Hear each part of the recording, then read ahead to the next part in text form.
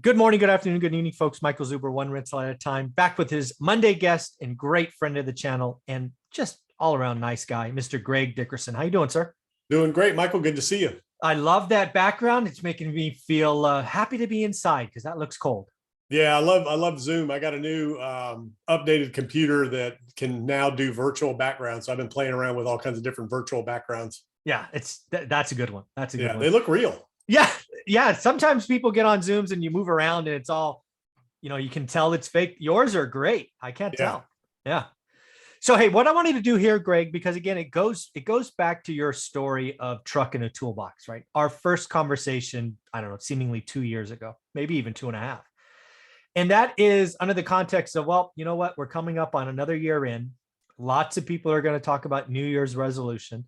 A lot of those resolutions are either going to be about losing weight or making more money. So we're going to talk about the making more money.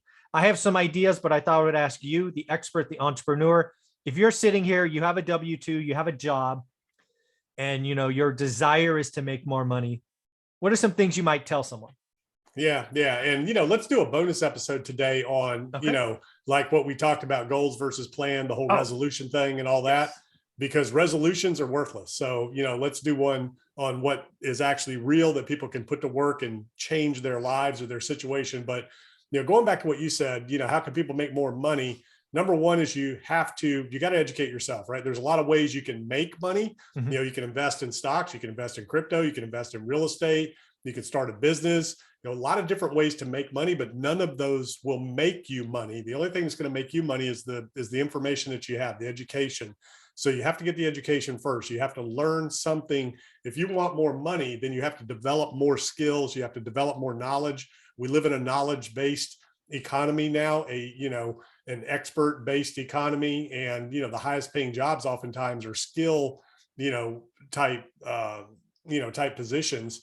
So number one, you got to develop those skills to earn more money. And then you got to look at, okay, is it a business? There's a couple of ways to earn more money in business. You either become more profitable, you add more customers, or you become more profitable per customer. If you're talking about at your job, you need to increase your income. And the way you do that, there's never been a better time to ask for a raise than right now.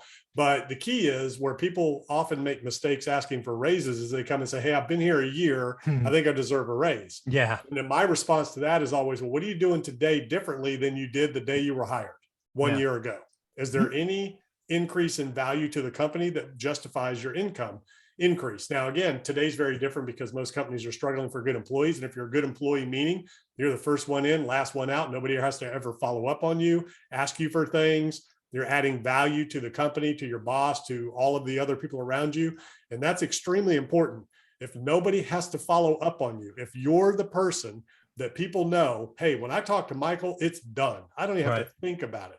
That's a rare quality these days. Very difficult to find people you do not have to follow up on, that you do not have to check up on, things like that. So you want to be the person that everybody knows you will get it done. When something is assigned to you, and more importantly, it shouldn't even have to be assigned to you. Take the initiative and say, hey, this needs to be done. I'm just going to do it. Or here's a way that we can increase revenue. So if you're an employee, instead of going to your boss and say, hey, I've been here a year, I've been here 5 years, whatever, go to your employer and say, hey, here's how I can increase revenue and profit for the company. And in exchange for that, I would like to share.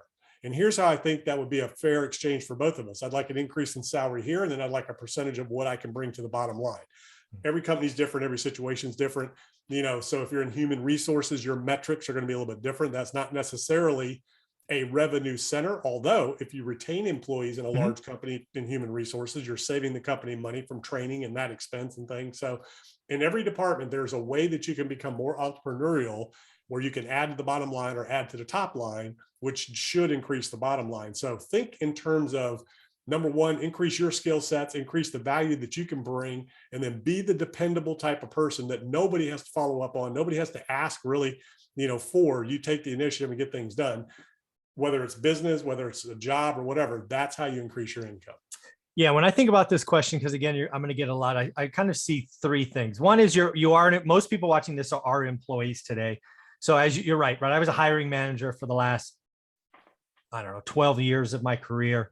And today is the best time if you want to get a raise. And everything you said is right on. The other thing I want to remind you is most of the time, the company you are at, they're going to give you 3, 4, 5% if they want to keep you. That doesn't really help you when inflation is 10, as I've calculated. The reality is you will make the most money. You will see the biggest jump if you change employers. You have a set of skill set and experience. I guarantee you in this super, super tight labor market, you will get a much bigger raise, a much bigger kick if you are being uncomfortable and going somewhere else. It's just the realities of where we are today. It will not always be this way. But that is something that is a fact today. So that's for the people that have W-2s. Or at least know what that offer is, so that when you talk to your employer, you can say, look, I'd love to stay, but this is what they're offering over here, plus growth. And then your employer can, look to match that, or just say, look, we just can't do that. Yeah, no, absolutely. And then I want to talk about side hustles, because this is something that was important. This is something that I have now done several different times after I quit, but I think more people should do it. What I have found is it has never been a better time, Greg, to find your passion, your hobby, your interest, something you've already been doing for a decade, and try to monetize it while you're working, right? So again, it's something that you should enjoy doing. It's not extra. It should be a good time for you. So what I challenge people, I did a 45-day challenge where step 1 is make more money. What I want you to do is document whatever your hobby or interest is. Use cars, painting, whatever it is. Making peanut butter and jelly sandwiches. I don't care. That's step 1. Step 2, I want you to go find 3 social media influencers doing that today. Because one of the things you will see today in social media is there's lots of niches. There's riches in the niches. So go find 3 people that are already doing that or something similar and figure out what they are doing. And then go do that. And again, this is something you should do while you are working. So again, you could build up your side hustle. And again, some of you, your life changes with an extra $500 a month. Might as well make that with something you are truly passionate about, something you're having fun with. Because the first year, Greg, is hard.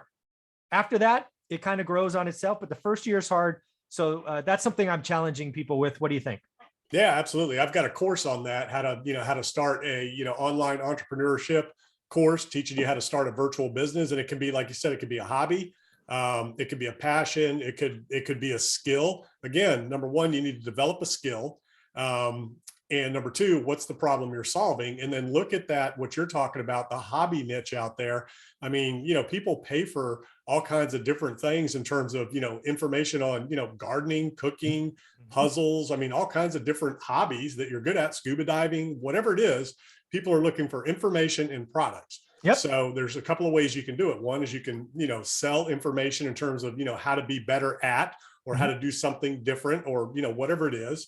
And then there's the products where you can become, like you're talking about, an influencer. You can create a social media channel where, you sell products that other people make, or you combine things and create a product and go out there. And I'll tell you, one of the neatest resources for people to look at in terms of, ways that you can make a lot of money on side hustles. One of them is CNBC has a series called Make It. CNBC Make It. So if you check that out, there's stories about people all over the world that have done exactly that, taking hobbies and doing different things about it. If you're a writer, you can write, do copywriting and write ads, email campaigns. You can be a freelance, journalist and, go do articles for different publications, online, offline, publications. You could be a freelance photographer. You can do website, you can build websites, graphic design, editing, video editing, podcast, guest. I mean, you can make money just booking people on podcasts, things like that. You talk about an extra $500 a month, you can make an extra $5,000 to $10,000 a month part-time while you still have a full-time job with benefits doing these things that I'm talking about. The hobby gig is a little different. Depending on what that hobby is and how valuable that skill that you have is in the marketplace and the other products that you can, sell around it. But there's people out there that are, making $10,000 to, $100,000 a month doing the hobby, business thing. It becomes more full-time, obviously, the more you grow. Sure. But from a side hustle standpoint, you can easily bring in $1,000 to $10,000 a month virtually without having to leave your house doing those types of things. Yeah. Again, I think it's never been a better time to monetize your particular hobby. And again, the step 1 of my challenge, and again, if you watch the video, it came out on Sunday, yesterday, find 3 influencers that are interested in your niche and copy them. It is really that simple. Greg, you have a great online presence. You actually have this course. Where can people find it? Yeah, gregdickerson.com, my YouTube channel, podcast, everything is there. All my courses, gregdickerson.com. Thanks, buddy. I appreciate it.